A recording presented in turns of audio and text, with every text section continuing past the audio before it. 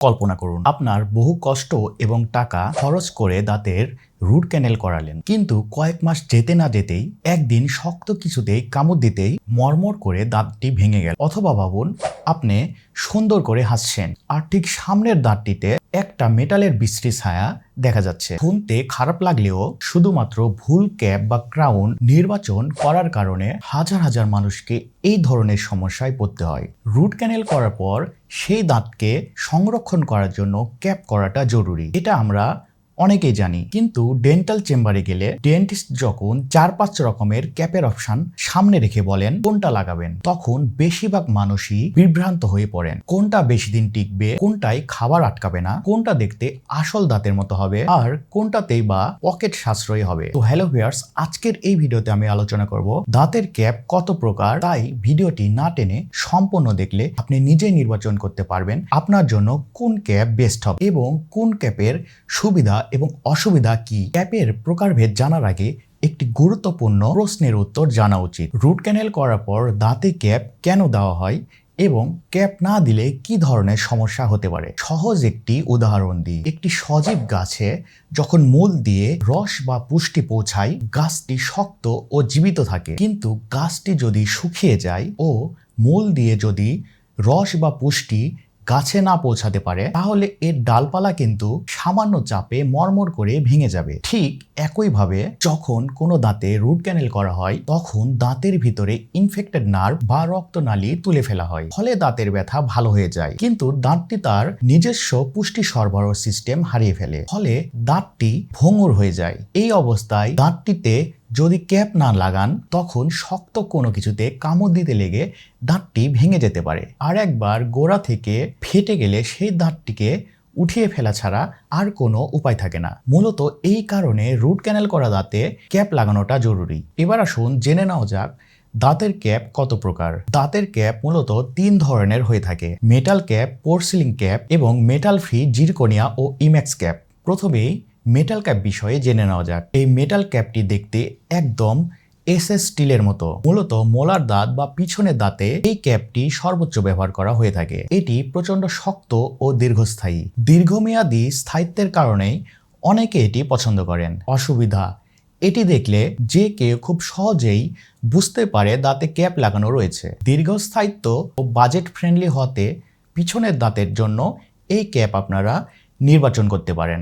এরপর আসুন জানা যাক পোর্সিলিন ক্যাপ বিষয়ে। বর্তমানে সবচাইতে বেশি ব্যবহার হয় এই পোর্সিলিন ক্যাপ। এই পোর্সিলিন ক্যাপের মধ্যে আবার 2 ধরনের ভাগ রয়েছে। প্রথমটি মেটাল বাইট পোর্সিলিন ক্যাপ। এই ক্যাপের চারিদিকে পোর্সিলিন লেয়ার দেওয়া থাকে, তবে উপরের অংশে অর্থাৎ যেখানে দাঁতের কামড় পড়ে বা বাইট এরিয়া, সেখানে মেটালের লেয়ার দেওয়া থাকে। ফলে পাশ থেকে দেখলে এটি স্বাভাবিক দাঁতের মতো লাগলেও উপর থেকে মেটালের মতো চকচকে বা স্টিলের মতো দেখায়। এটিও সাধারণত পিছনের দাঁতে বা মোলার দাঁতে লাগানো হয়।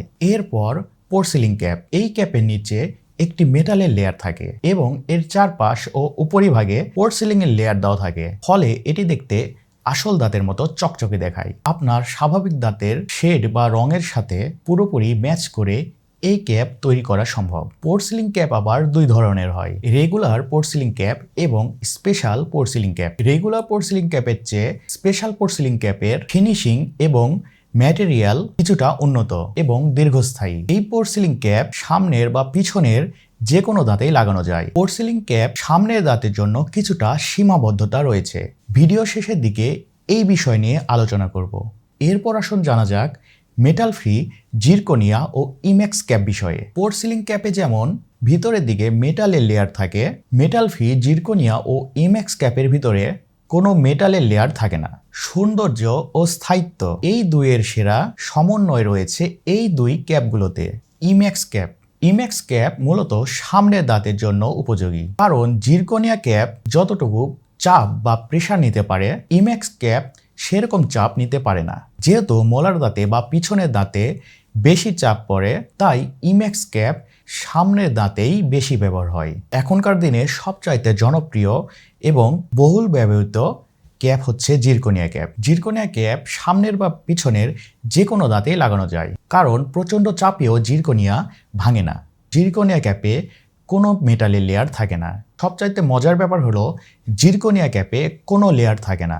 এই জিরকোনিয়া ক্যাপ তৈরি করতে একটি পাথরের খণ্ডের মতো জিরকোনিয়াম ডাইঅক্সাইডের ব্লক কম্পিউটারাইজ মেশিনের মাধ্যমে কেটে কেটে নিখুঁতভাবে এই ক্যাপ তৈরি করা হয়। জিরকোনিয়া ক্যাপের বিশেষ সুবিধাসমূহ: মেটাল ফ্রি হওয়ার কারণে এটি দেখতে অত্যন্ত সুন্দর ও একদম আসল দাঁতের মতো ন্যাচারাল লাগে। এটি দেহের জন্য খুবই নিরাপদ, বিশেষ করে যাদের পরবর্তীতে এমআরআই বা সিটি স্ক্যান করার প্রয়োজন হয়। মেটাল ক্যাপ বা পোর্সিলিন ক্যাপ করা থাকলে এমআরআই বা সিটি স্ক্যান করার সময় ক্যাপ খুলতে হতে পারে, কিন্তু জিরকোনিয়া ক্যাপের ক্ষেত্রে সেই ধরনের কোনো ঝামেলাই নেই। সামনের দাঁতে পোর্সিলিন ক্যাপ করা থাকলে কথা বলার সময় সেই ক্যাপে আলো পড়লে ভিতরে থাকা মেটালের কারণে ক্যাপটি কিছুটা কালচে বা অনুজ্জ্বল দেখায়, কারণ আলো পোর্সিলিন ভেদ করে মেটালে বাধা পায়, ফলে আসল দাঁতের মতো চকচকে ভাব থাকে না। কিন্তু জিরকোনিয়া ক্যাপ সম্পূর্ণ মেটাল ফ্রি হওয়ার কারণে আলো স্বাভাবিকভাবে এই ক্যাপের মধ্যে দিয়ে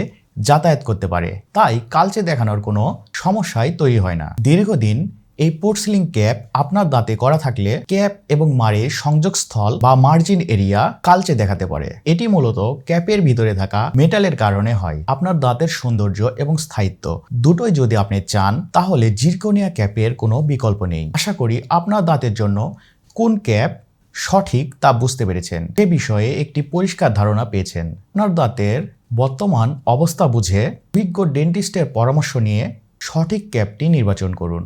তো এখন আপনাদের কিছু জিরকোনিয়া ক্যাপের স্যাম্পল দেখাচ্ছি, যেটা দেখলে আপনারা নিজেরাই নির্বাচন করতে পারবেন আপনার জন্য কোন ক্যাপটি সুন্দর হবে। সম্পূর্ণ মেটাল ফ্রি হওয়াতে এই ক্যাপটি দেখতে অনেক সুন্দর এবং পাতলা লাগে এবং অতিরিক্ত মোটা লাগে না।